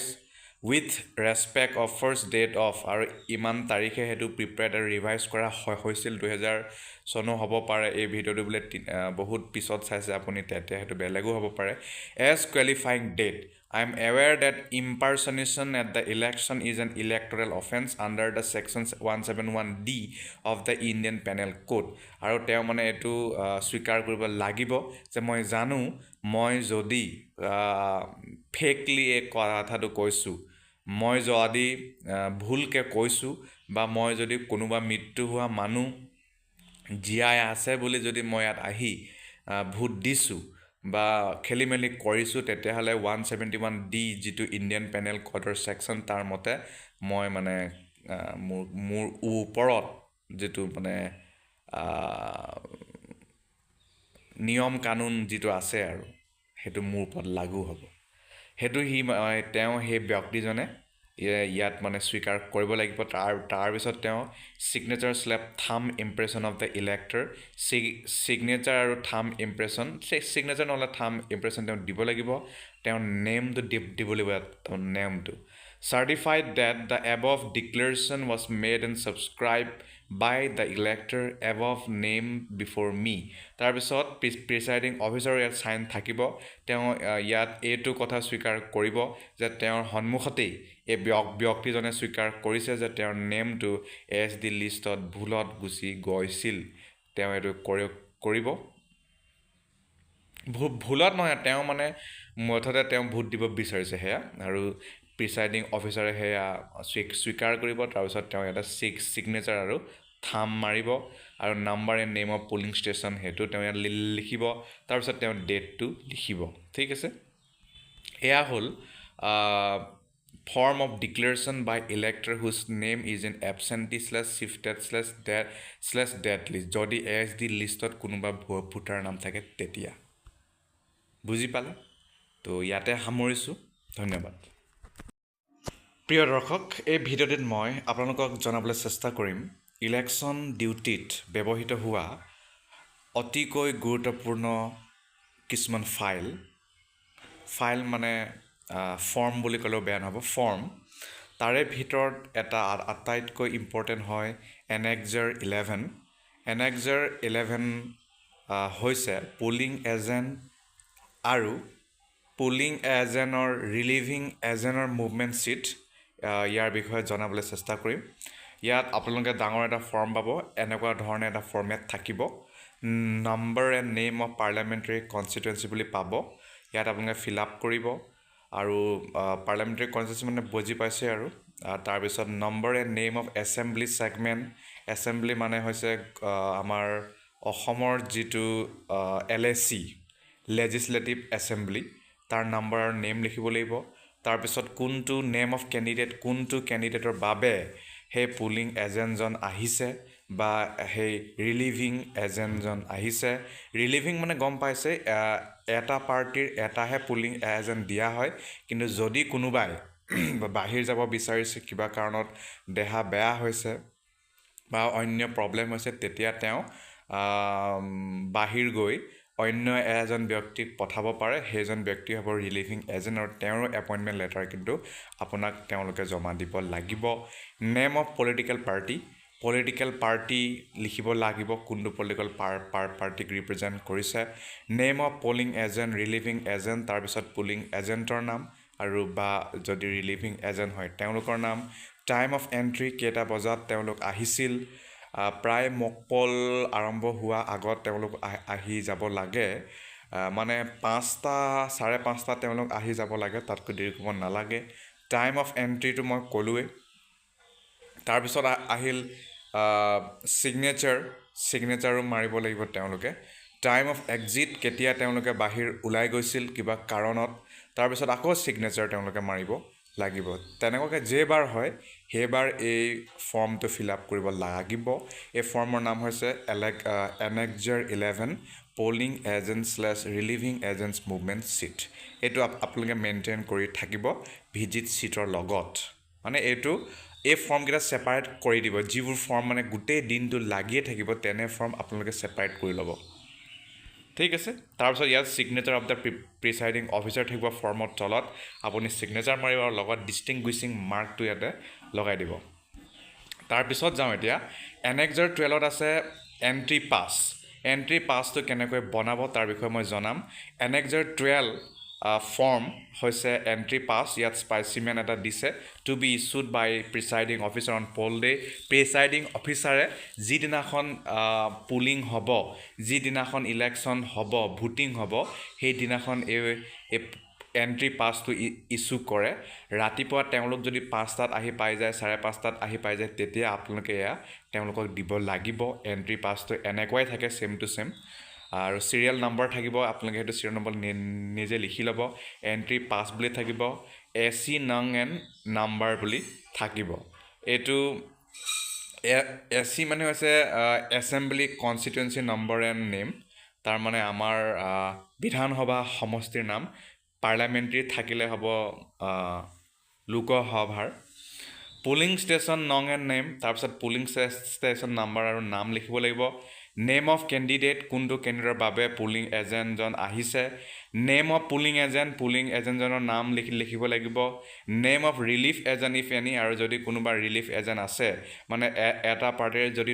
দুজন থাকে, এজনক পুলিং এজেণ্ট আনজনক ৰিলিফ এজেণ্ট লিখিব পাৰে, আৰু ৰিলিফ এজেণ্টজনে মাজে মাজে আৰু ৰিলিফ দিব, আৰু এইটো নাথাকিবও পাৰে, যদি বোলে এটাই আছে তেতিয়াহ'লে এটাই থাকিব। ঠিক আছে, এণ্ট্ৰি পাছৰ বিষয়ে আমি গম পালোঁ। এতিয়া আমি যাওঁ অন্য কথা। এয়া হৈছে এনেক্সাৰ 13 নামৰ এটা ফৰ্ম পাব। সেই ফৰ্মত থাকিব account of entry passes issued to polling agent. আপুনি যে পুলিং এজেণ্টসকলক এণ্ট্ৰি পাছ ইছ্যু কৰিলে, তেওঁলোকৰ যে এপইণ্টমেণ্ট লেটাৰবোৰ ল'লে, যিবোৰ এপইণ্টমেণ্ট লেটাৰ তেওঁলোকৰ ইলেকশ্যন এজেণ্ট বা কেণ্ডিডেটে দিছে, গতিকে সেই তথ্যসমূহ আপুনি এই ফৰ্মত সন্নিৱিষ্ট কৰিব লাগিব। ইয়াত কৈছে আৰম্ভণিত হ'ব number and name of assembly কনষ্টিটুৱেঞ্চিৰ বিষয়ে লিখিব লাগিব, number and name of polling ষ্টেচনৰ বিষয়ে লিখিব লাগিব, total number of contesting candidates এইটো লিখিব লাগিব, number of entry passes receive with poll material এইটো লিখিব লাগিব, details of entry passes issued to polling agents এইটো লিখিব লাগিব। এটা কাম কৰিব পাৰে আপোনালোকে, ছেপাৰেটকৈ এটা বহী, মানে কাগজৰ টুকুৰা এটা লৈ ল'ব, আৰু তাত কিমান আপোনালোকে এড্ৰেছ টেগৰ তাত মানে নাম্বাৰটো লিখিব পাৰে, কিমানটা পালে, কিমানটা ইউজ হ'ল, সেইবোৰ মানে ছেপাৰেটকৈ লিখি থ'ব। তাৰপিছত গ্ৰীণ পেপাৰ চিল কিমান পালে তাৰ নাম্বাৰটো লিখি থ'ব। তাৰপিছত টেণ্ডাৰ বেলট পেপাৰ কিমান পালে সেইটো লিখি থ'ব। তাৰপিছত পিংক পেপাৰ চিল কিমান পালে তাৰ নম্বৰ সহিত মানে লিখি থ'ব, স্পেচিয়েল টেগৰ নাম্বাৰ লিখি থ'ব। তো তেনেকুৱা মানে কিছুমান বস্তু এটা বহীত ছেপাৰেটকৈ লিখি থ'ব। Name and number of polling station সেইটো লিখি থ'ব। পাৰ্লামেণ্টাৰী কনষ্টিটুৱেঞ্চি প্লাছ LAC সেই নাম্বাৰটো লিখি থ'ব। তেনেকুৱা যদি কেইটামান কাম আগতীয়াকৈ কৰি থয় আপোনালোকে চিন্তা নাই, কাৰণ তেতিয়া মানে বহুত ফৰ্মত এই বস্তুবোৰ বিচাৰিয়ে থাকে। Number and name of polling ষ্টেচনটো কেইবাৰ বিচাৰে ঠিক নাই, সেইকাৰণে ক'লোঁ। Total number of contesting candidate বুলি কৈছে 3 নম্বৰ সেই ফৰ্মত পাব। এইটো আপোনালোকে ফিল আপ কৰিব, কিমান নম্বৰ কেণ্ডিডেটে তাত কণ্টেষ্ট কৰিছে। Number of entry passes receive with poll material, কিমানটা এণ্ট্ৰি পাছ আপোনাক দিয়া হৈছিল পল মেটেৰিয়েল লগত। Details of entry passes issued to polling এজেণ্টসকলক আপুনি কেইটা এণ্ট্ৰি পাছ দিলে, এইবোৰ। ঠিক আছে, 2টা দিলে 2টা, 3টা দিলে 3টা, এনেকুৱাকৈ পাব ফৰ্মত। তো নেম অফ কেণ্ডিডেট বুলি ফাৰ্ষ্ট বাকচটোত পাব, ইয়াত সেইটো লিখি দিব। ৱেডাৰ এণ্ট্ৰি পাছেছ ইছ্যুড কৰিলে নাই সেইটো কৰিব, য়েছ হ'লে য়েছ, ন' হ'লে no'. Signature of the polling agent / relief polling agent, আৰু যদি তেওঁলোকক ইছ্যু কৰা হ'ল তেওঁলোকৰ ছাইনটো লৈ ল'ব, লাগিলে সেয়া ৰিলিফ পুলিং এজেণ্ট হওক বা পুলিং এজেণ্ট নহওক কিয়। ঠিক আছে, আৰু কিছু ক্ষেত্ৰত অলপমান ফৰ্মবোৰ চেঞ্জ হয়, মই সেইটো এবাৰ চেঞ্জ পাইছোঁ, কিন্তু কমপ্লিট চেঞ্জ নহয়, অলপ হয়, আৰু ষ্টাইলবোৰ চেঞ্জ হৈ যায়। তাৰপিছত আনইউজ এণ্ট্ৰি পাছেছ বুলি এটা কলম পাব। আনইউজ এণ্ট্ৰি পাছেছ কেইটা, 2টা যদি ইউজ কৰিলে, 12টা যদি দিলে 10টা বুলি লিখি দিব। Signature and seal of presiding officer, ইয়াত সেইটো ছিগনেচাৰ মাৰিব আপোনাৰ চিলটো মাৰি দিব, মানে চিল মানে হৈছে সেয়া ডিষ্টিংগুইছিং মাৰ্ক। ঠিক আছে, গতিকে পুলিং এজেণ্টৰ লগত জড়িত সকলো তথ্য মই এই ভিডিঅ'টিত সন্নিৱিষ্ট কৰিবলৈ চেষ্টা কৰিলোঁ। আশা কৰোঁ এই ভিডিঅ'ৰ দ্বাৰা আপুনি উপকৃত হ'ব। ইমানতে মই ভিডিঅ' সামৰিছোঁ। ধন্যবাদ।